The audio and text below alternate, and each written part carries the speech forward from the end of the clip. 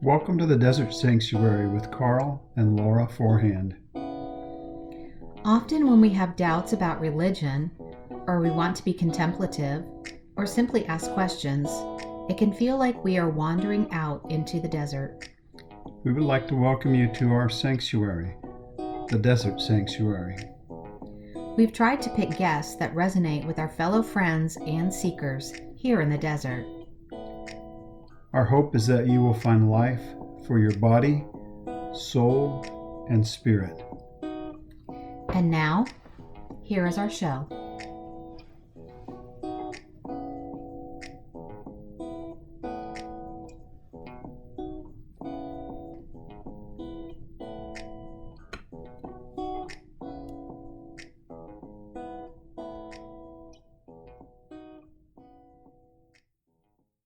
Good morning and welcome to the Desert Sanctuary. We're glad that you're here. Glad that you've come out on I guess it's Sunday morning, right?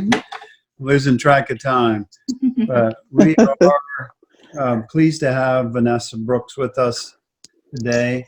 She was on Too Many Podcasters, and wow, what just a draining episode. So good, but so much weight to it. And I hope that everybody will watch that out on YouTube. We ended up titling it A Message to White People. So, but we'll see how that goes. But welcome to the Desert Sanctuary. Here with Vanessa. We're blessed to have her. She's kind of high in demand right now and probably kind of tired of talking about race and things like that. But we may ask some questions about that. But Vanessa, before we do anything, we just wanted you to tell everybody who you are, where you come from, and you can give as much detail as you want. We got till noon at least, so okay. Whatever you want to say. Okay. Well, first of all, thank you both for having me back. That's always a good thing, to be asked to come back, because that doesn't always happen to us. So thank you both so much. And I also want to say thank you for the activism, the work that you're doing. I don't know you personally, but I'm following you both online. And so I just want to thank you both for uniting with this cause. I think it's very important. And while I am exhausted discussing racial matters, because to be quite honest, it hasn't always been something that was in the forefront of my awareness, because I try not to live from that place. But events over the last few years have sort of forced me to deal with it. So thank you guys for the work that you do. As far as something about myself, I'm a mama of 2 adult children that I absolutely adore, a daughter and a son, and I'm a grandma.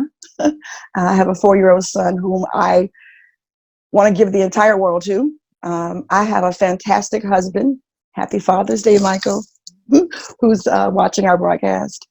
I am a former pastor. I pastored a church for 13 plus years, been in ministry for over 2 decades.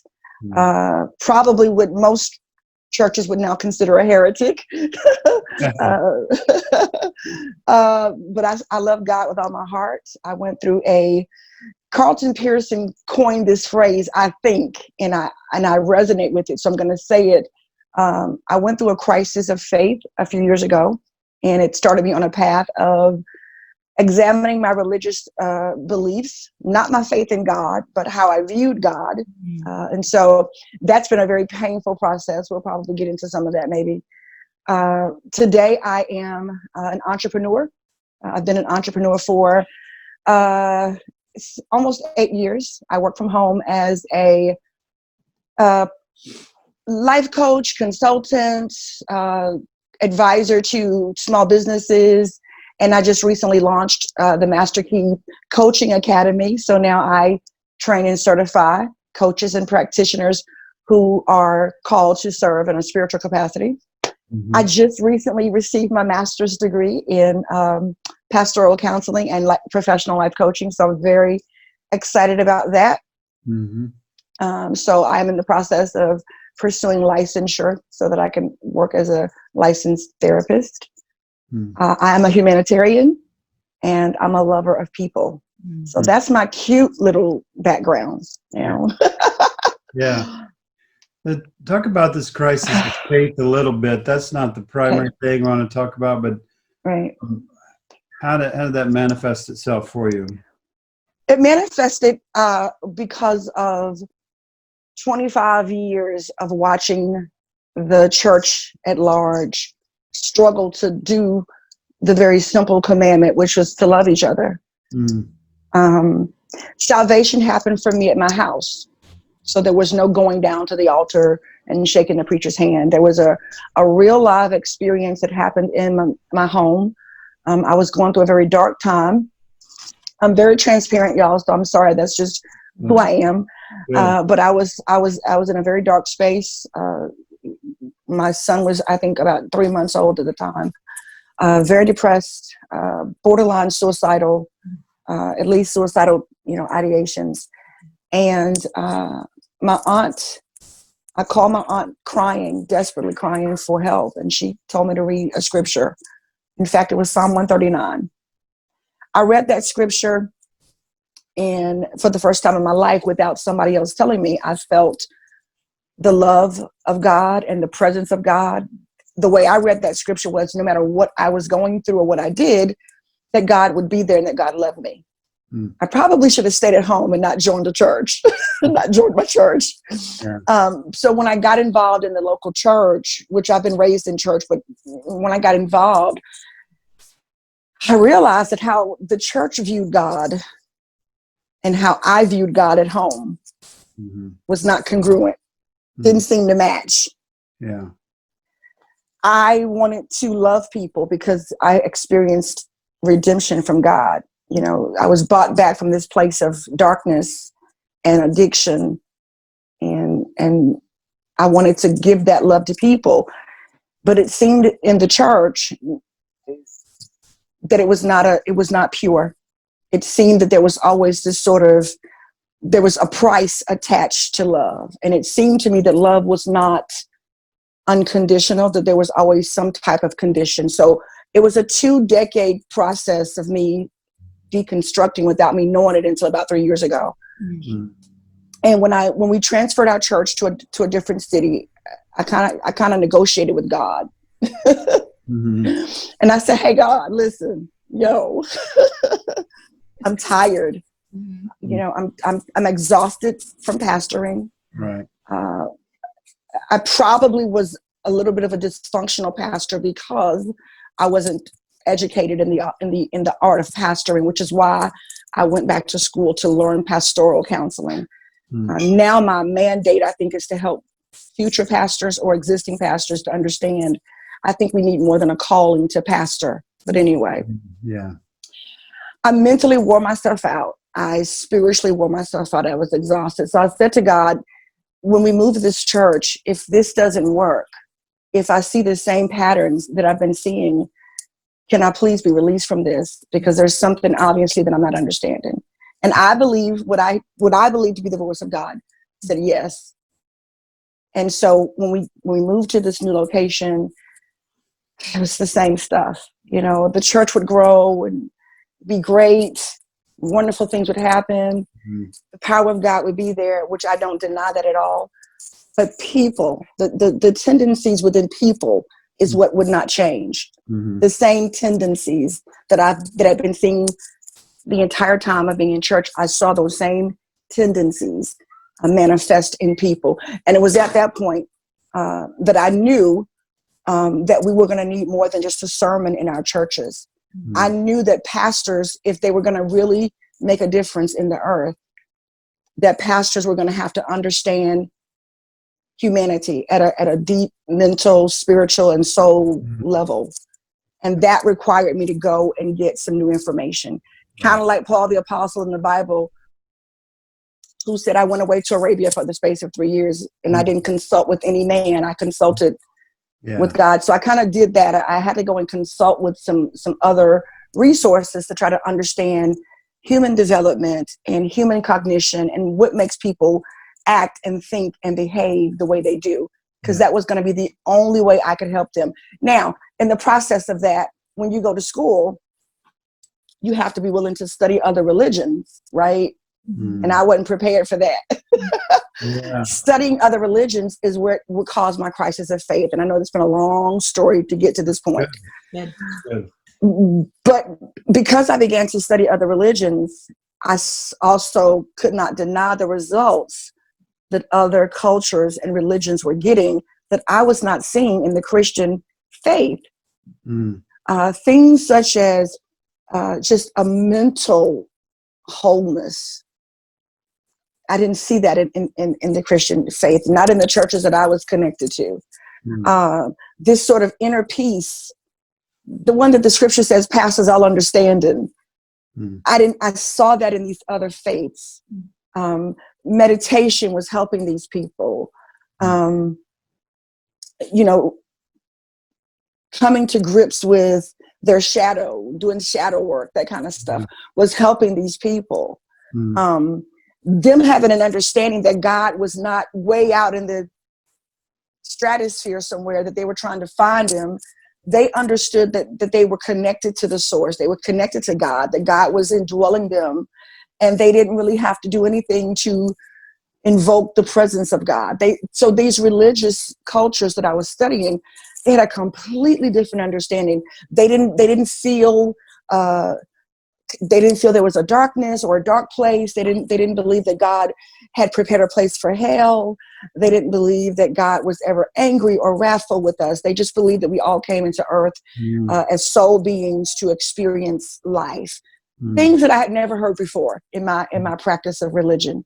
So that's kind of what started the crisis of faith for me and has gotten me in a lot of trouble with the church. A lot of times in an evangelical type of church, fundamentalist type of church, people will be quick to say, be careful, Vanessa, because you're going to slide down the slippery slope. You're on a dangerous place. Did you find that to be true when you started investigating, when you started to have these discoveries? Did you find that your world just fell apart, that you slid down into something, or what was it really like? That's a great question. I should have mentioned that. Quite the opposite. Now, what some folks are going to say is that, oh, your life got better because the devil is blinding you. So I'm, aside from those folks, I hope there's other people who will hear this, because I lived a life of intense spiritual warfare all the time. I mean, all the time. Because if you study the brain gives you exactly in belief of whatever you're in search of, your brain gives you that. So when I got on this new path, all of a sudden everything changed in an upward manner, though.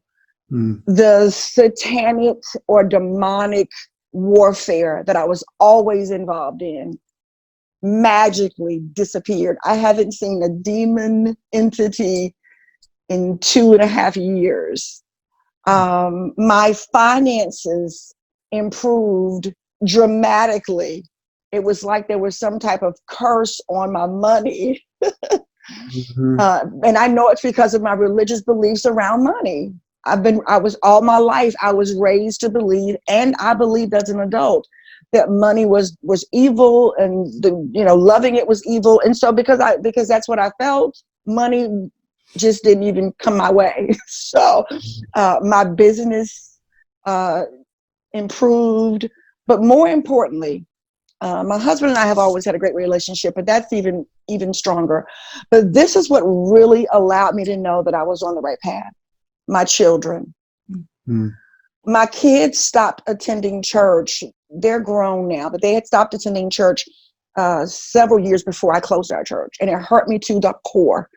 Because, I was raised in that belief that if your kids don't go to church, or if you don't go to church, you're in a backslidden state. Right. I thought my kids were backslidden. I thought they were hellbound.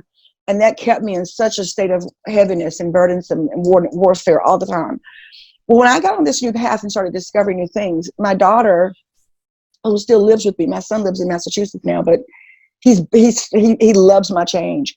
But my daughter started to listen to some of the things I was teaching. You know how kids are, they're kind of like sneaking. They don't want you to know they're paying attention, but they're paying attention.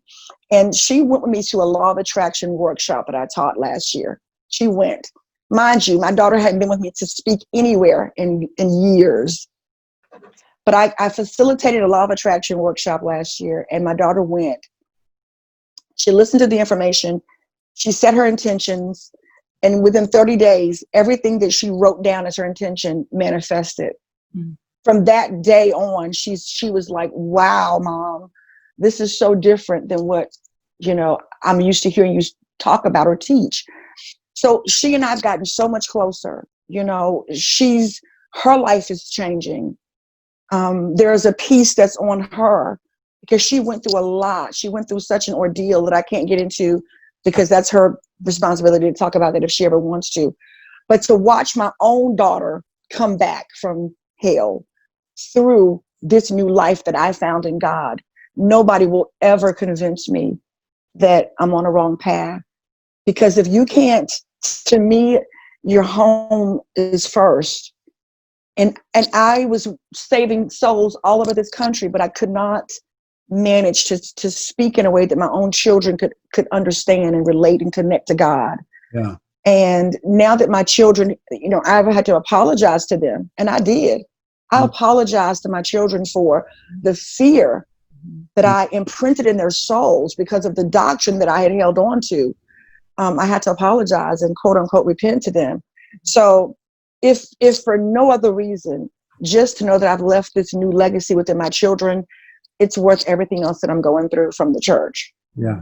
And so everything's improved. Everything's so much better now. And your children, your story with your children sounds similar to ours, in that our children did better than us. They were actually leading us at a point. Yeah. That's exciting, but it's also scary. Like what, I messed up maybe a little, but so that's great stuff. We could talk about that. Yeah, I could talk about that all night, but I'm going to follow your lead. I think I just was relating to so much of your story, just so much of it. Wow, really? Yeah. Wow. Yeah, it's very similar. It feels good to not be alone in this process, because initially when I left the church, talk about alone. I live in a very small town, but it's Bible Belt. I mean, I live in a very small county, and we have almost 400 churches in my county, and it's a very small county. So that's a lot of indoctrination that surrounds me. And I can't tell you how alone I felt for the first 6 months of this process. People talk about Facebook, but if it had not been for Facebook and me finding people like yourselves online, I'm not exactly sure where I would be in terms of my mental space. It's been very, very difficult, but just to know that there are other people on this path, that I'm not crazy, that there are other people who sort of receive this enlightenment and this awakening, that has given me so much strength, and it's helped to heal my heart in ways that I really can't articulate here today. Yeah. Yep. So what kind of times are we living in? It's, you talked about deconstruction, and there has been a mass of that going on out there in different ways, in different places, and people are landing in different places. But there's something going on with that. And then we had the COVID crisis at the beginning of the year, and then before it's even over, this thing happens with George Floyd, and it sparks something. Oof. Something. Yeah, something. So I just want to ask you the best you can to just try to encapsulate that somehow. What's your take on that? Are you optimistic? Is it what is it? What's going on? In your opinion, this is about what you think. What I think, okay. I'm optimistic and I hate to keep sounding like a broken record, but and I want everybody to do what I did. I think we need to study the brain and the mind if we really want to effect change, right? Because the brain is this 3-pound organ that is so powerful. I think it's what God gave us to create in the earth. And so here's what I want to say to people. First of all, I am optimistic, but I'm optimistic from a place within and not from a place without. Because if we look outside of ourselves, we don't see a lot of optimism. We don't see a lot of hope. And so what I want to say to people is, if you want to see change in this earth, we create our own reality. And so we're going to have to go within to begin to create that reality. So my optimism comes from a place on the inside where I have to envision the type of life that I want us to experience here in this earth. Even if I'm not here to be a part of it, my assignment is to plant the seed in the earth to help make that happen. I think it's a very difficult time. It's painful and it's hurtful. I don't want to get into a lot of politics because I'm not a political person, but I think, for me, you asked me what I think. I think, I see our leader. I tried to watch his speech last night in Tulsa. And I set my intentions to watch it from a place of no judgment. Okay. So what I said to myself, Vanessa, take out your biases, because we all have biases, which we'll talk about in a little bit, I guess. We all have biases and prejudices. Take those away and just listen to the man talk. And I did. And I almost cried. Reading the comments under the video was painful and difficult. The things that the commenters were saying, telling people to go back to Africa and go back home. And if you don't like our country, F you and all this stuff. And then, listening to the president, call certain people SOB and just making the snide comments and just not really, I wasn't really feeling empathy. I didn't hear him give me hope. Right. And I understand that, people are going to say we don't look to the president, but we have a leader for a reason. Our country was established on that paradigm for a reason. And so I didn't feel empathy from our leader last night. So when I look outside of myself, the optimism is a little shattered. But then I see people such as yourselves who are activists, who are in this with us. And so that gives me some hope. But what I want to say to any African Americans who are watching, and this comes from a deep place in my heart, and I hope they hear this in the way in which I'm saying it, because this is what I've been doing. It's very easy for us to get on the victim wagon. And I refuse to do it because our heritage is rich. And what I've been doing is going beyond past the slavery and the racism connected to our history.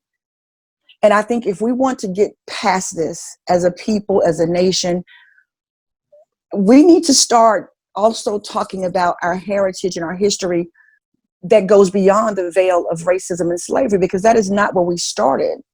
And I think one thing that America is going to have to do in our schools, because I'm reading stuff about me and my history that the schools didn't teach me. When we go to school, our history starts at being bought over from Africa. That's where our history starts, right there, as slaves. That's enough to bring a people's mentality vibrated down very low. So when white America sees the violence and all this stuff, you got to understand something. We are a people collectively who have been educated from a very restrictive, biased place, where most of us don't know our heritage prior to being slaves. What's helping me is going past that. go back to Kemet, go back to what we now know as Africa or Egypt, and look at our heritage. We don't have to see ourselves as victims. We don't have to see ourselves as slaves. Now, some of the European sisters and brothers, I hope they don't get offended, but a lot of our European or white sisters and brothers, a lot of was bought to this country was retrieved from our motherland, our native land. Mm-hmm. And a lot of people are not going to, acknowledge that. So you have to do your own research. Mm-hmm. So when I do my research and see that we were wealthy people, and when I say we, I'm talking about my skin color, because I think we're all brothers and sisters, but mm-hmm. since this country came up with this whole race system, I got to speak that language. But we were wealthy. We were people of wisdom. We were educators. We were kings, queens. We were teachers. We were inventors. Mm-hmm. A lot of the things that white people are taking advantage of today were primitive inventions from my ancestors. So one of the things that's going to move us forward is for Black Americans to know their own history. I'm embarrassed, y'all, because here I am, a leader in the Christian community, and I supported a history that was negligent of the authenticity of who I was. Mm. And so we need to do our research. We need to know who we are as a people, because I think what's making a lot of us so angry is that we think this is where our life started, from the slave ship. Mm-hmm. And we think that that's all there is to know about us. Mm-hmm. And that's making us feel very oppressed. So in order to lift that oppression, you also need to know what your heritage is and what's in your ancestry line. And so that's causing a lot of healing for me personally, just reading and researching. I was just last night, I'm so embarrassed. I probably gonna regret saying this. I heard of Black Wall Street. I'd heard of it. I knew we had it in Tulsa. I didn't realize there were multiple Black Wall Streets.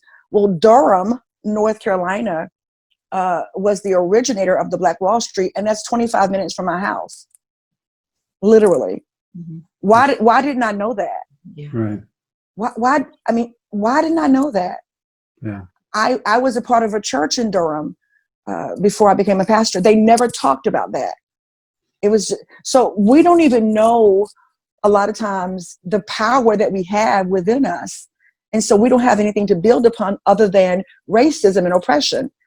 Because you can only build your house based on the foundation that you're building upon. So if our foundation is just white people don't like us, white people despise us, white people have abused us and enslaved us and oppressed us, then that's the energy that's in your psyche. Mm-hmm. So everything you do is going to be from that place. Mm-hmm. And I'm reframing my psyche. I'm rewiring my neurons to understand, no, that's not where my life began. I'm an inventor. I'm a queen. I'm intelligent. I'm wise. I'm wealthy. We have to reframe our cognition if we want to see change. So for me, rehearsing the same script is problematic, and that's why I kind of told you when we first talked about this. I don't know if I want to talk about racism right now, because if we just keep replaying the script. Because that's what the media does. The media just keeps replaying the script and replaying the images, and it's like a broken record.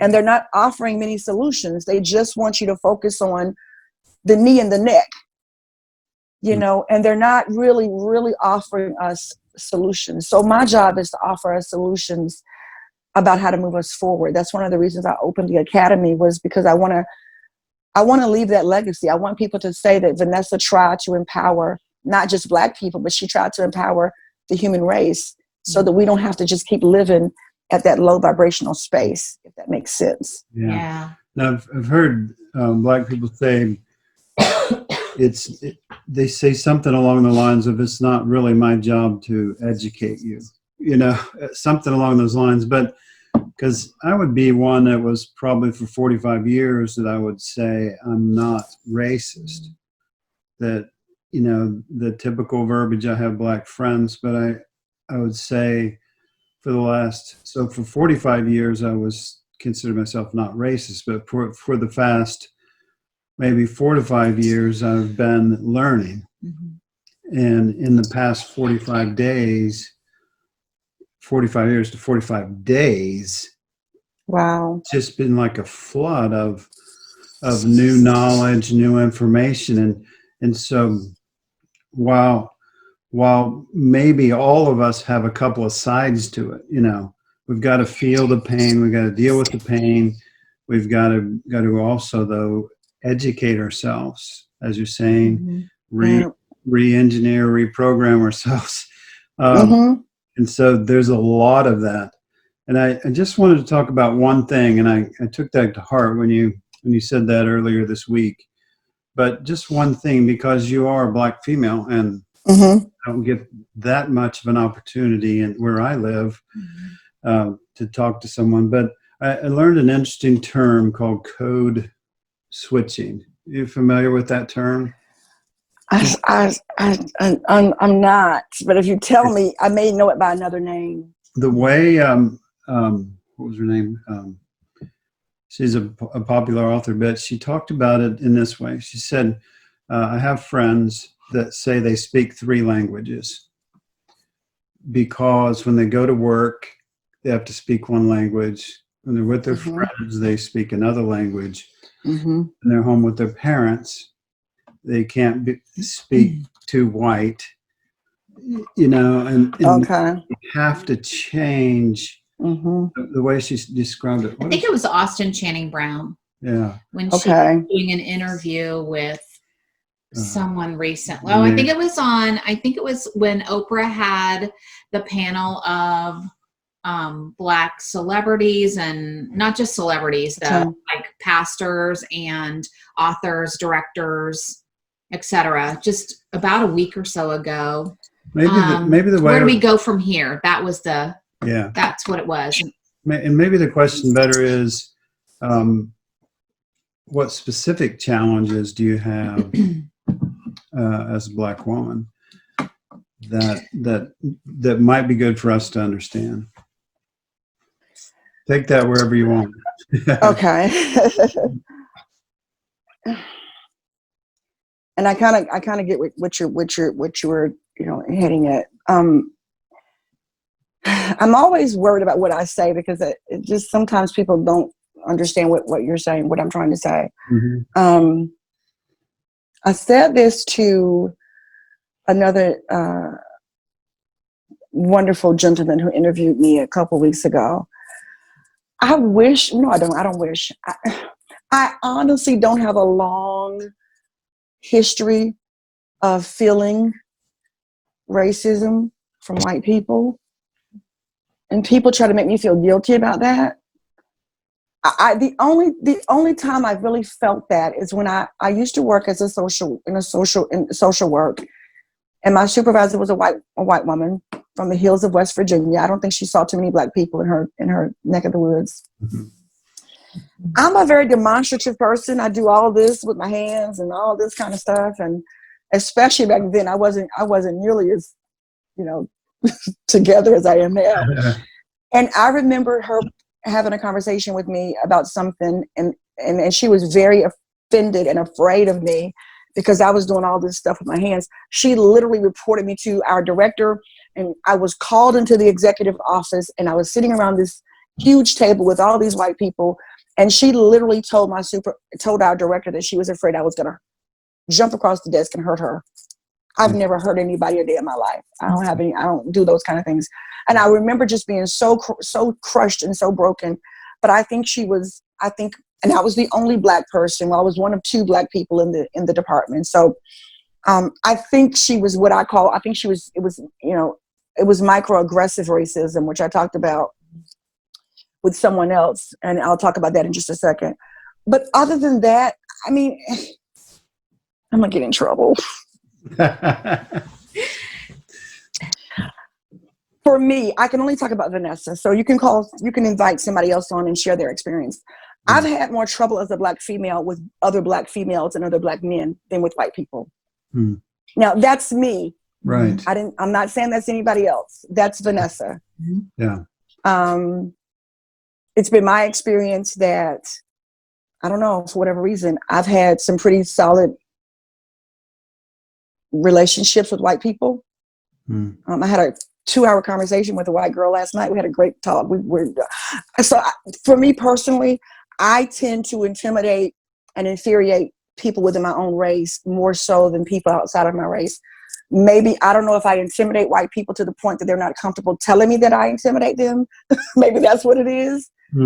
But I can't sit here and try to make up stories of racism that I haven't experienced personally, because that would not be an accurate statement.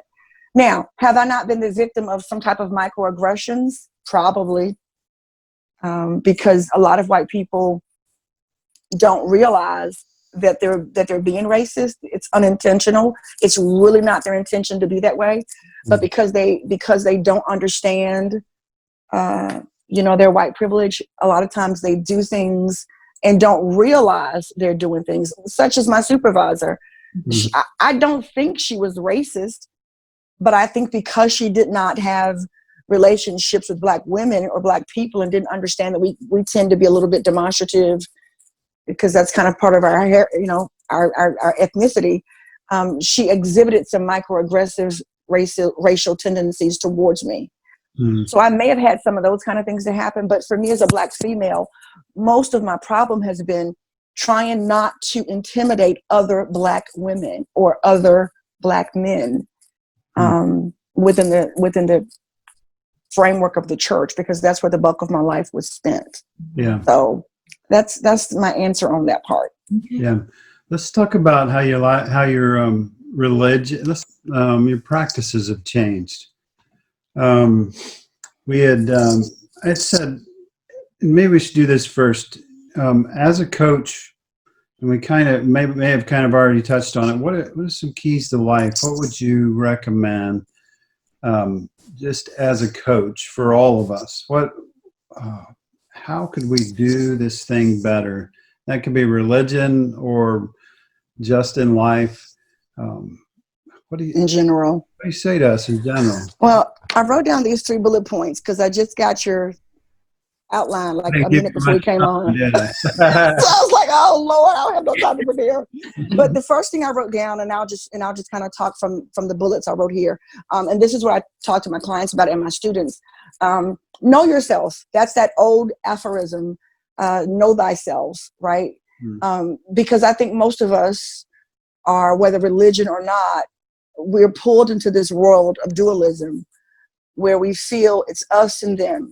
And no matter who them is, whether them is a race or them is a religion or them is a political system, there's always this us and them mindset that we're kind of bought into in this time space reality. And so I think knowing yourself is the first step. That means going within yourself and really doing that shadow work and doing that soul work. We talk about the shadow a lot in coaching because the shadow has to do with you, the person. We are built, I think we're hardwired because of how we've been culturally conditioned. We're hardwired to find the enemy outside of ourselves. And so as long as people stay on that track, they never mature. They never grow. They never are able to get to the next phase of their life. And so their soul just continues, I believe, to just spiral in the same season. So you'll know that you're not doing this deep shadow work when the same episodes reoccur in your life. Have you guys ever had like the same stuff to just kind of show up and you're like, why am I dealing with this again? I thought why does this keep reappearing? Yeah. Because we haven't gone into ourselves and identified our limiting beliefs or our self-defeating beliefs. We haven't identified what we're doing to self-sabotage because we're just so programmed to look for an enemy outside of ourselves. What I've learned is that, and this is so hard, but what I had to learn for myself was, first of all, Vanessa, you're manifesting cyclonic episodes because of you. Oh, that's something we don't want to hear. We want it to be the devil. Yeah. Yeah. We want it to be the devil. We want it to be a person. We want it to be somebody. The day that every person can just sit down with themselves and say, you know what? I'm in control. I'm the master of my life. That's why my program is the master key, because you're the master key to your own life. You're the only one who holds that master key to unlock whatever doors you need to be unlocked. And if doors are not opening, if doors remain locked in our lives, it's our fault. So you have to be willing, and that's the second point. So first is know thyself. You know, who am I as a person? Who am I as a person? That's why I do numerology and tarot and all that stuff that the church gets mad at me about, because these are things that help us to get to know ourselves, right? To thine own self be true. You can't be true to yourself if you don't know who you are at a soul level. So why do I feel rejected by people? Where is that coming from? You know, why do I feel like I'm not worthy? You know, why do I feel that, people don't like me? These are the kind of things a person has to really come to grips with if they want to affect change in their own life and in the world around us. I don't care whether it's church, work, politics. To me, it's a unified blueprint that you can use in any area of your life. And then I talk to my clients about healing themselves. That's something we don't like to do either. What religion taught us to do, at least from my experiences, and this is what I taught people to do unconsciously, whatever you're going through, it's just because God just, it's just your season to suffer. Yeah. You just need to suffer this thing out. It's going to be okay. Maybe it's some kind of sin in your life, or, maybe God is just using this to try to get glory out of your life. And so all these little axioms that we've trained ourselves to believe, and never doing that deep inner work to heal those broken places and spaces within our hearts. And so our heart chakra holds all that broken energy. Yes, sir. Bypassing, right? Spiritual, I would call it spiritual. Yes, bypassing. Just like if you had open heart surgery, when they do open heart surgery, it's just to put a vein in your heart to bypass around the problem. Yep. You do that, like you said, unconsciously. And what we do is create more shadow, right? More shadow. Yeah. More. So it's just me and my shadow. Yeah. Yep. And so, and the thing about the shadow, and this is what I've learned doing the shadow work.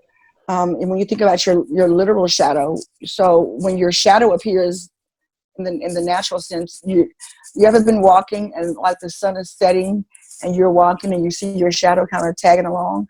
It doesn't go away except for when, the sun comes back out.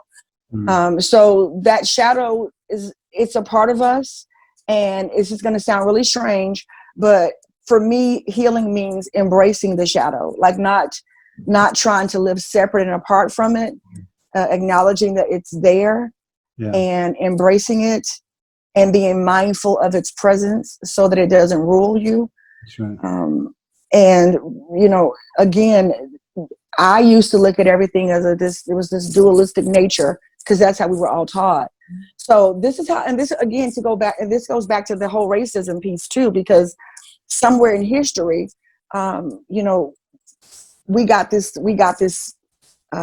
self-defeating belief that one category of people was better than another. And so that belief grew, and then we manifested certain behaviors because of that belief. So when people are willing to do that deep inner work, you remove all the biases and you remove all of your prejudices and all of your hidden agendas. And this is kind of what you got to say to yourself when you're doing that soul work. Because I'm a little weird, because you talked about spiritual practices, and one of my spiritual practices is I believe that we have a higher self within us that we need to learn how to get accustomed to listening to. And so when you say to your higher self, like, I want to graduate to where you are higher self, and I don't want to be led by the darkness of my ego any longer, and I don't want to be led by the wounds that never heal within my soul. When you have those kind of conversations, then God whatever people consider God to be, God will begin to reveal certain things to you, because that's what happens to me all the time. So rather than me now, say it's you doing something to me, I'm now able to look at Vanessa and say, Vanessa, I need you to think about what you're experiencing before you respond or react to what you're experiencing. Because part of what has to happen with this whole culture that we're in right now, there's a lot of reaction going on. And I'm going to get in trouble again, probably. That's all right. I want us as a people, I don't care if you're black, white, yellow, I don't care what you are, but I want us to get in the habit of not reacting so much as thinking, because it's through using the faculties of the mind that you can get solutions. Yeah. When we react, we're in an emotional state most of the time. And so when I get in an emotional state, my actions are going to match the emotional vibration that I'm in. And then when that emotional vibration soothes and calms itself down, now I'm left to say, why the heck did I do that? Have y'all ever done that before? Yes. You ever done something like, why did I say that? Yeah. Why did I do that? Why'd I go there? Why did I go there? Because we're not. And so when you talk about my spiritual practices, like mindfulness is one of the ones that I do on a regular basis. I'm not an expert at it, but it's something I practice every day, because I'm not used to being a mindful person. I'm used to responding and reacting to whatever triggers me. Yeah. Oh, I'm trying to help somebody today. Yeah. So I'm used to responding to my triggers. Mindfulness makes you sit still and observe without judgment and without responding. Just observing. And giving your brain cells, your neurons, time to build some new pathways, so that our response isn't always the same. Can I drill down just a little bit there, because you're talking about the shadow, and this is really what I care about a lot right now too.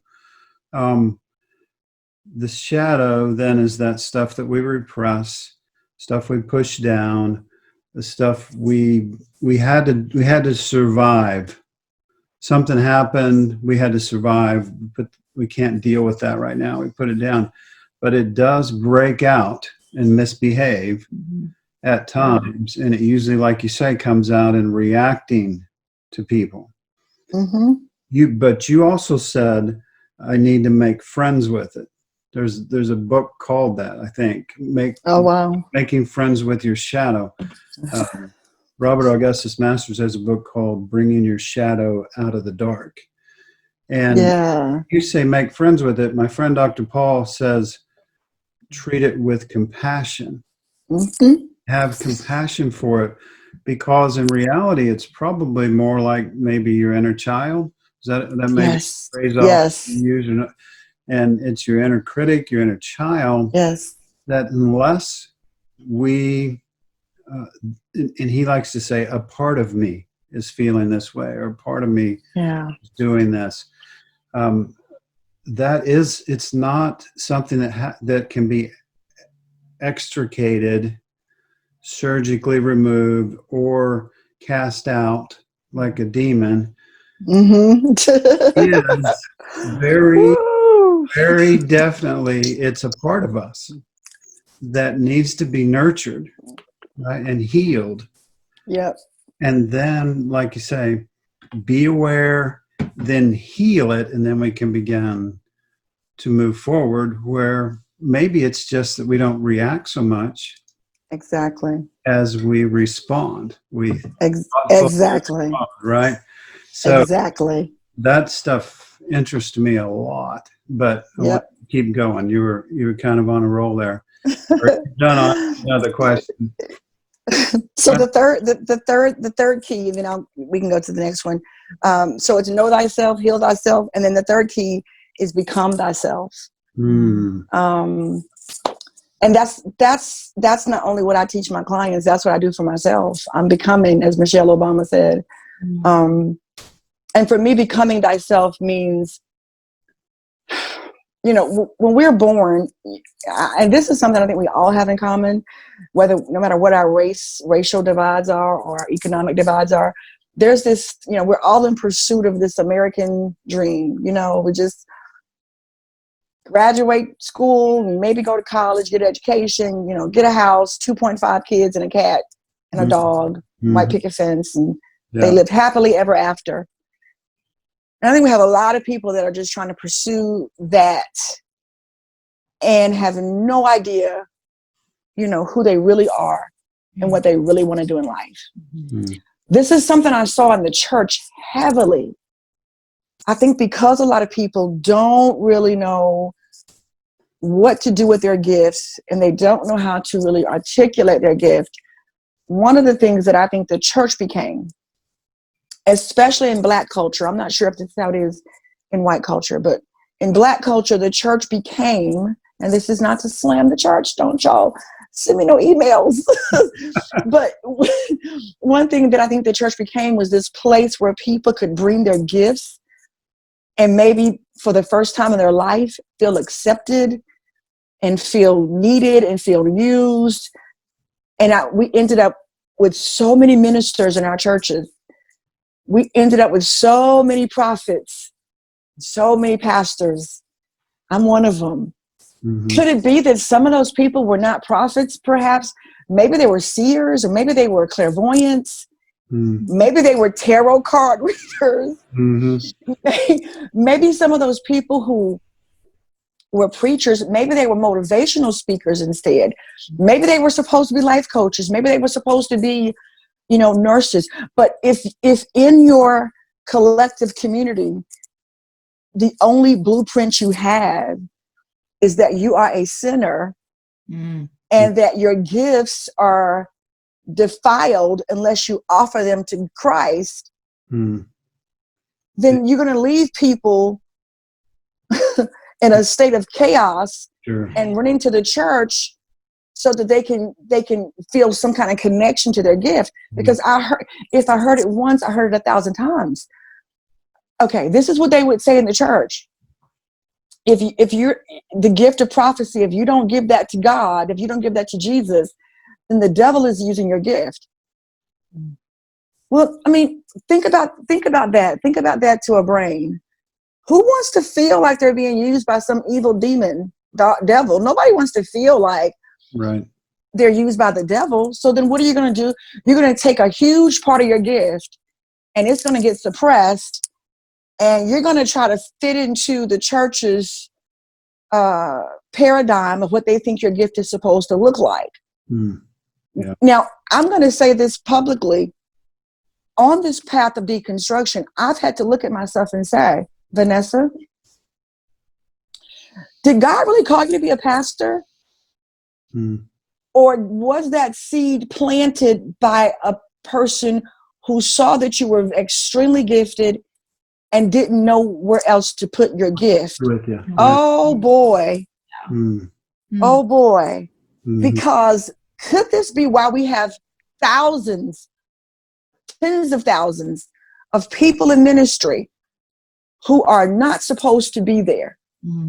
Simply because a seed was planted somewhere in their consciousness.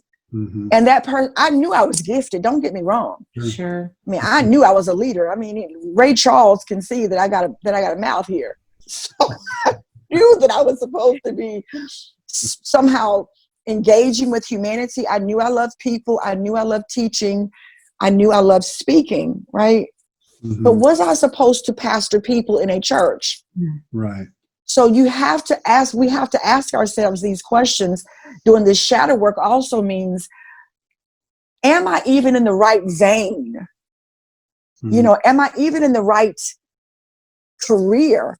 Am I in the right place in my life? Because if we're not, we're going to create a space of unhappiness and unfulfillment. And I think that's why a lot of people are unfulfilled, because when you're not feeling the purpose for coming into this time space reality called life, you're just going to walk around with a lot of voids in your soul, trying to be what other people say you should be. So we have all these people in the church who practice numerology undercover, who practice clairvoyance undercover, who practice oracle and tarot readings undercover, who practice meditation undercover, who practice mind science undercover, because it's not going to be acceptable in that space. Right. Right. Right. So, and that's also creating a war within people. So then you wonder why people leave the church. How many of us left the church and went home and felt like crap after service? I'll raise my hand. Yeah. Yeah. Yep. For sure. So, and I don't mean to just talk about the church, but again, that's where the bulk of my life existence has been. So a lot of what I talk about comes from that paradigm, because that's my world. It's not to slam the church. What I want to do is educate the church. My prayer is that somebody in the church world would hear some of the things I'm saying and would become interested in saying, you know what, maybe you should come in and talk to us about this. So I don't want to come off as if I'm bashing the church. Right. But I want people to understand why we perhaps are producing out of the church a very broken, unfulfilled people Can I who are doing, yes. Yeah. Interrupt me, because I'll just keep talking. You just got to stop me. No. But so like one of the things is we've understood the brain and psychology only for about 100 years, right? Right. But our church model is probably still Constantine, 8,400. But we're working from there, and depending on how orthodox you are or whatever, or, whoever thinks they're right, or how far back we've gone or whatever, if you're a first century church, we're still not taking into account what we've learned along the way and how what we've become conscious of. And all of those things that have been revealed to us, yet we didn't go back and apply that to the church. And no matter how progressive the church thinks it is, it's got issues. And it's not because we don't. People jump up all the time and say, well, Carl, I'm sorry you don't believe in God. And I said, I didn't say that. And Exactly. I hate the church, and I don't hate the church. What I would like to is for us to have a good conversation about how it's not working and how the process is flawed. Yeah. How we spend 70% of the money on pastors and buildings, and we don't ever get to the ministry of the church. That's a reality. It's a fact. And and when we're hurt, when we're injured by that institution, there's no mechanism in that institution that's allowed to heal me. Nope. There's small cases, small instances of where people found that, but as a whole, it's not geared for that, and we need to rethink it. And those that sometimes are within the church are hesitant to rethink it. They have a vested interest, and it's hard to stop. Yeah. You're in the middle of it until you get outside, like you as a pastor and us as in ministry. Then you get outside and you can take a fresh look and breathe. Exactly. You go, yeah, that's what it was. So can I move to a different thing? Absolutely. We can talk about whatever you want to talk about. Okay. I would like to talk, let's just take one thing specifically. We kind of mentioned this before. The tarot. Can you explain that to us? And here's what I'm wondering. You don't have to do this. This is what you think and what you want to do, but I think it would be neat for you to show us something with the tarot. But that is all of that is up to you. The rest of the program is that, and at the end, want you to tell us where we can get a hold of you. But for right now, can we do that? I was trying to get my husband to bring me my tarot deck. I've got oracle cards down here, but the tarot decks are in my other room. Okay. I probably won't do a reading right now today, only because I probably won't. But I would like to just tell people just basically. Okay. Yeah, that's good. tarot. So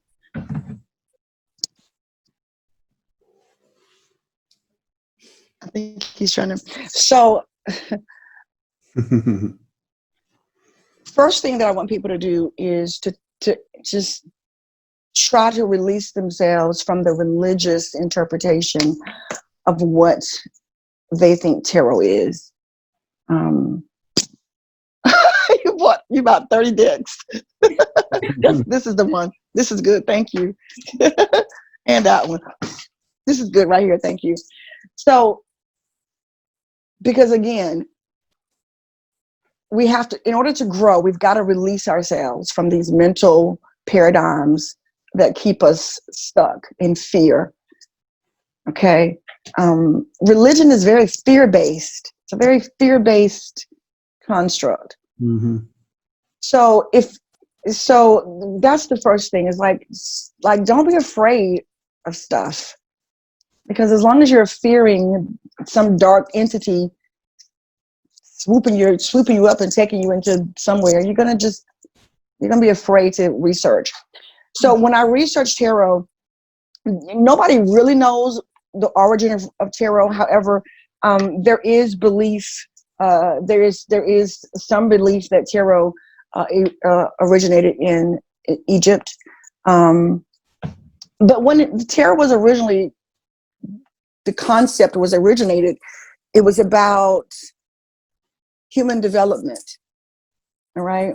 It was not about fortune telling. That evolved much later, because you know how something starts at one place, Sure. and it'll evolve and swirl into something else. Right. But the original intent was, because again, the Egyptians were all about knowing thyself. If you go look at the temples in Egypt, and even in Greece and other countries, you can see that axiom ingrained, or engrafted in these temple walls, and it says, "Man, know thyself." So they were very, very intentional about people knowing their soul and knowing themselves. So remember, the early language was pictorial, or what we call hieroglyphs, right? But it was pictorial, and it was symbology, which turned into numerology, or numbers. So we get all in a frizzy because we see this stuff and we don't understand the origin and the etymology of it. So tarot is about using the imagery on the cards to help us understand some of the basic archetypes that all of us in the unconscious collective share. So the tarot, basically, it's minor arcana cards and the major arcana cards. And the major arcana cards are nothing more than archetypes. So for example, I'm trying to find one. So for example, you may see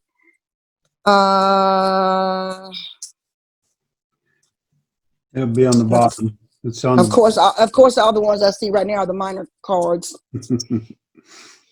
I need a major one. So you may see the Empress card. Oh, here's one. So you may see the Justice card. All right. And of course, every deck, the imagery is different depending on the author of the deck.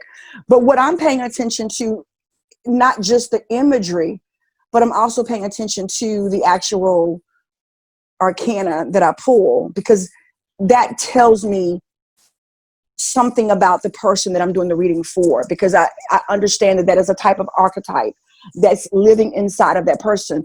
It's amazing that I pulled the Justice card. I'm probably doing a little semi-reading already, because I pulled the Justice card for both of you, which makes sense because you're into the Black Lives Matter movement. You're becoming activists. You're for equality and racial justice. So see how it works? I wasn't even planning that. I kind of saw it and it kind of jumped out at me. So they have to do with archetypes that explain what's going on either in the subconscious of a person, or in their unconscious, and then the minor arcana cards, and so then you also have a reverse side to the reading, So in the reverse, it could be, I might say something like, look within your subconscious and see if you have microaggressive tendencies towards racism that you're not familiar with, or that you have, make sure that you don't have tendencies to be against social justice that you're not aware of. You know what I'm saying? So there's a reversal meaning to the card as well. Mm-hmm. Right. So it's not about fortune telling so much as it's about helping a person to see things about themselves that they may be blind to, that they're not aware of, or things that they might need clarity on. Yeah. It's the same thing the preacher does every Sunday morning when he stands in the pulpit and he says, turn to your Bible to Isaiah chapter 45, verse 6 through 10. This is the message that God gave me for you this week. It's the exact same type of concept. We just don't like it because it's coming from the leading of a tarot card. Most of the tarot is rooted back to the Bible. So almost all of the Arcana cards are taken from a theme in the Bible. There's a devil card, there's a fool card, there's a priestess card, there's all these concepts that come straight from the Bible. If you research the word tarot, the etymology of it, part of it is from the word Torah, which is the first 5 books of our Bible, and which is where most of these characters are coming from. So it's actually a very spiritual practice, but if you're blinded by religion, obviously you're not going to see the spirituality in it. I found out, much to my pleasure, because I'm the future therapist, much to my pleasure, many of our, many well-known psychiatrists, psychologists, and counselors use tarot in their readings. In fact, I have 2 books in my Kindle app right now that I'm reading, written by psychiatrists and psychologists who use tarot in their reading. So if you're familiar with Carl Jung did a lot of work with the tarot and the archetypes, and connecting those dots. Tarot also helps to interpret people's dreams, because it's all about the unconscious realm. And what folks have to understand is, because most of us live by these programs, we don't even know what's in our subconscious most of the time. We don't even know, because we're living our life on repeat. I mean, nobody told you when you got up this morning, you didn't need a reminder to wash your face. You didn't need a reminder to brush your teeth or put on your glasses. You're just doing those things because it's become a program for you, right? Yeah. If you look at the course of your day, most of your day is just a program. We pretty much do the same things every day. Right? So we're living by program. And so that means there's a lot of activity that's being, again, repressed down in our subconscious, that we don't even know it's there, that we don't realize the brain, codes all of our experiences and files them away for us in a cute little Rolodex system. And then it just tucks everything away. And then we start acting out, and we don't even know where this stuff is coming from because it's in our subconscious. Well, through tarot readings, if we do a deep enough read, we can help people to kind of understand what's in their subconscious, so that you can kind of understand your past, your present, and then things that may affect your future existence as well. Wow. So for me, I don't use tarot as like a fortune telling. I'm not sitting here telling people, okay, well, this card says that you're gonna have a husband by next week, or you're gonna get $1 million, in 2 days. I don't use tarot like that. I use tarot as a very serious way to help me with my clients to understand how to heal, because I'm a healer. I'm in the business of healing people, healing humanity. And so I find it to be a very effective tool to bring healing to lives. And there are times that I get to prophesy, if you will, using the cards. I had one person in particular, and I didn't know what she wanted the reading for. I don't like using the word reading because that makes it sound unprofessional. Yeah. I call my sessions tarot therapy or tarot consultations. That's what I call mine. But she came to me with, I didn't know what she wanted, but she wanted to know if she was going to be able to get pregnant. She had one egg left because she was doing in vitro. I think she only had like 4 or 5 chances to use this thing. Well, before I get on the calls with these clients, I spend time in meditation, and I kind of pray, and I pray over these cards, and because I want to pull the ones that are aligned to what the person needs. I pulled, before she even got on the call, I pulled a card. What was the card called? It wasn't this deck. I pulled the card that had to do with, it was a fertility card. I had never even seen that card in my deck before. And so when she got on the call and I showed her the card, when she started to tell me what she wanted, I showed her, I said, oh my God, I pulled your fertility card before we even got on the call. And so it's been a very powerful, it was a time of instruction for her, because from that one card, and knowing that that was what was in her subconscious, was she was so stressed about wanting to get pregnant. Then God was able to download and help me understand why she wasn't getting pregnant. First of all, you're too stressed out to get pregnant. Mm-hmm. Your body is not going to become impregnated with all that stress energy that you're carrying. And so we were able to give her some things to kind of de-stress and blah, blah, blah. So it's a very effective way to help people heal. If you can just get away from the devil is using you, and that's fortune telling, and that's sorcery and all that kind of stuff. Right. So my job is to kind of be the spokesperson and raise the awareness and say there's a professional way to use these tools if you're open to it. Yeah, that helps with what you're saying. Know yourself, heal yourself, become who you are, right? Mm-hmm. That comes with awareness. I was thinking that, we have, not to keep bashing on pastors and so on, but when I was a pastor, people would ask me to divine, that's not the right word, to divinate things in their life, right? They would ask me for advice. They would ask me for guidance. And I wasn't trained to do that. Right. But yet I accepted that. But there's so many new awarenesses we have now, from cosmology to psychiatry to all these things we understand about how the body stores trauma and things. Yes. Now, if we can just learn about those, use those tools, maybe we can really heal people without bypassing over their, I would say, their shit, stuff that's inside of them that we're missing. So, because the only tools that we've used is prayer and guilt. Right. That's all we've done. Yeah. And I'm not against prayer.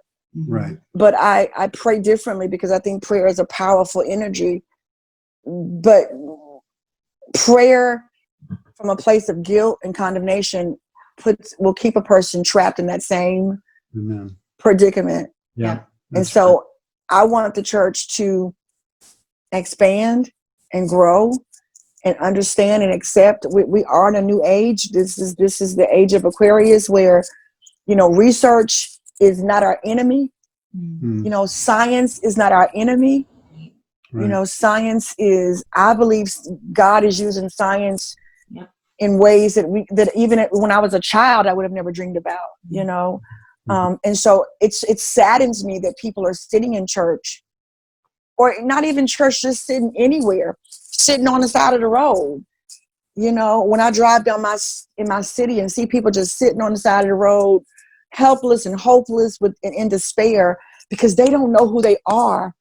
And they don't know that through the use of their own inner equipment, that they can change their life. Right. They can change their life. You don't even need to go to college. If you just learn yourself and learn how you've been designed, you can change your life. And I think it's sad that enough people don't know this. And this is what I'm here to do, because there was a time that I didn't know it. There was most of my adult life I didn't know. I didn't know why. I used to call myself, I just had bad luck. I didn't understand why things just kept systematically happening to me over and over and over. I preached as hard as I know how to preach, y'all. Preach the whole Bible. Mm-hmm. You know, I read the Bible cover to cover. I don't know how many times. I can quote the Bible verbatim if I needed to. But my life from an inner place just was not aligning. Mm-hmm. And I couldn't understand why. Yeah. When I moved the veil that was blinding me to myself, then I understood what the problem was. Mm. And we've been given all these metaphysical tools. You know, I think I'm thinking about going back to get a doctorate degree in metaphysics because I'm so in love with metaphysics, but I don't know. I want to go back to school right now. But I think I just be an undercover metaphysical doctor. There you go. But under table. But we've been given all these metaphysical tools that can change our life. Mm-hmm. And I've got to get the church to stop demonizing this stuff because because you're stopping people from growth because you're putting fear in them. Mm-hmm. And if you want to know what the devil is, Mm-hmm. if there is a devil, it's fear. Right. Right. It's fear. When you indoctrinate people to a level of fear and present them from utilizing services that can change their life, to me, that is the ultimate definition of witchcraft and control. Mm. And the devil is when you prevent a person from being healed. And if I know ways, if I've studied crystal therapy and you haven't, then you can't call it the devil because you don't have the knowledge. Right? Any more than I can tell a brain surgeon how to perform surgery on a person's brain. Right. I'd look really pathetic standing in the operating room talking about you a devil to a brain surgeon. Right. Because I don't understand the procedure. Right. And this is what I did when I was ignorant, and this is what other people are doing through their ignorance, because we don't know the procedures. We don't know these metaphysical procedures. We're demonizing them, and we're preventing people from getting the treatment that they need. And I'm about holistic alternative treatments to healing. Yeah. I don't, even though I love therapy, I don't even think people have to be in therapy for a very long time. I think coaching is probably going to be more impactful than therapy, because therapy kind of keeps you looping, Mm-hmm. you know, the same rehearsed problems. Mm-hmm. Coaching is about, you know, helping people to move forward. So I think once a person can go get the therapy and get out of that loop, then their next step should be to go forward with some type of coaching. So the church should be filled with coaches and healers and meditators and metaphysical ministers. That's what the church is going to have to consider if it wants to get out of this place of being stuck. Because what's going to happen, you asked me where we were, and I'm just getting that to come back and tell you, you know, the churches are going to be empty in 10 years Mm-hmm. if they don't stop and listen. Yeah. They're going to just keep preaching to the same 5 people. People are leaving the church in droves, and that's not to slam the church, but they've done everything that the church has asked them, and their life is still spiraling. I'm saying that there's something else that we can be teaching people. Mm-hmm. You know, I'm about educating people, and education doesn't mean that you have to go enroll in a school. Mm-hmm. In fact, you know, when you look at the etymology of education, it really has to do with learning from within. Mm-hmm. Right? That's true education. Yeah. And we need to teach people how to learn from within, that place that they haven't even tapped into yet. As you mentioned, Carl, that inner child. I'm working with clients now in my practice about healing that inner child. How many of us have an inner child that needs to be reparented, Mm-hmm. right? That we've just kind of abandoned and orphaned within our soul. Mm-hmm. You know, so all of this work, I think is what it's going to take to move us out of this slump. This is not popular. I don't think it matters what president we vote for, to be honest. No. I really don't. I'm not saying don't vote. Don't y'all. Right. Don't misquote me. Go vote, child. Go vote. Send your email to DerekDay@gmail. Yeah, Derek D at Gmail. Don't send it to Vanessa. But I don't think the government can fix this. I don't think Democrats can fix it. Right. I don't think Republicans can fix it. you got to fix your own life. Yeah. And what would happen if every individual, y'all picture this, 8 billion people in the planet, right? What happens if each person got the memo that they could heal themselves? Mm. We just celebrated Juneteenth on Friday. Mm-hmm. Those slaves in Texas, 2.5 years, were free. Didn't know it. Yeah. Hadn't got the memo. I wonder sometimes if those slave owners just didn't give them the memo, but that's another conversation for a different day. I don't know how they could not know it. But anyway, 2.5 years of freedom, not knowing it. Mm. When they got the memo, they started the process of walking into freedom. What happens if everybody on your street, if we just started telling everybody in our circumference that, hey, you've got this inner power that you might not know about. I'm gonna get in trouble. Oh God. I don't think we need to march or protest if people knew their inner strength and their inner power. Right. I'm not saying don't march and protest, y'all. Right. I don't even have an email no more, okay? Don't email me. I'm not saying don't do that. I'm saying a lot of times when we feel helpless, we do these dramatic things trying to get change. And I know that those things have caused some change, and I'm grateful for that. Don't get me wrong. But you can change policy all day long, but policy isn't going to change the heart of man. Right. Yeah, that's good. See, we changed policy in 1776, in 1865. We changed policy hundreds of years ago. Has it changed the heart of man, though? We changed, slavery was abolished hundreds of years ago. Why are we still, in 2020, why are we still doing interviews about it? So clearly, just changing policy, rewriting policy is not what's going to help us. Yeah. We have to rewrite what's on our heart, what's engraved on our heart. That's how you affect change. Yeah. And so rather than just lobbying for policy change, which I'm in favor of, y'all, quote me right. I'm in favor of policy change. But what good is policy change amongst the people? You know, I'm reading this book, and I think I might have, did I show y'all this book on my last? Yeah, it was y'all.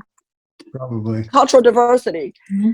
There's this great chapter on understanding the dynamics of whiteness, right? And he talks about, you know, white people, y'all are so sweet, but listen, I sent an energetic wave through the internet.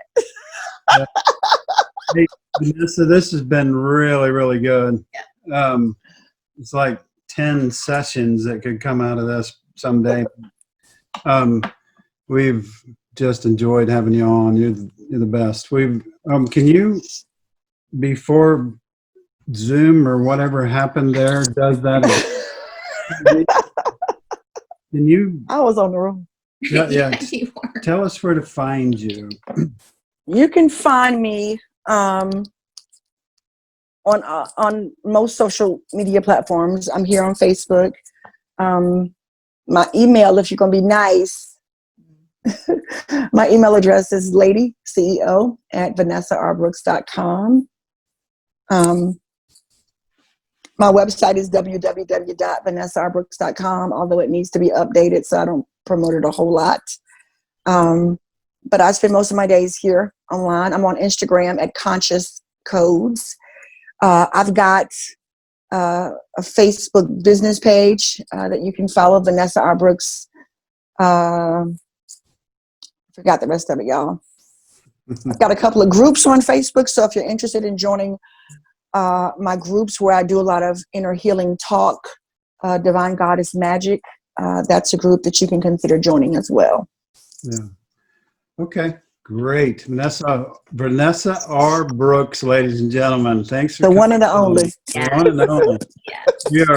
We're very thankful for you. I'm going to close it out, but thanks for dropping by the Desert Sanctuary today, and for some of you joining us online, and if you see this later on YouTube or whatever, we're glad that you stopped by. Glad you took the time to listen. There was hearts going everywhere and stuff on Facebook Live, so you'll have to watch that later. But we're going to close out for now. And Vanessa, if you'll hang tight, we'll see you in just a minute, okay? Okay.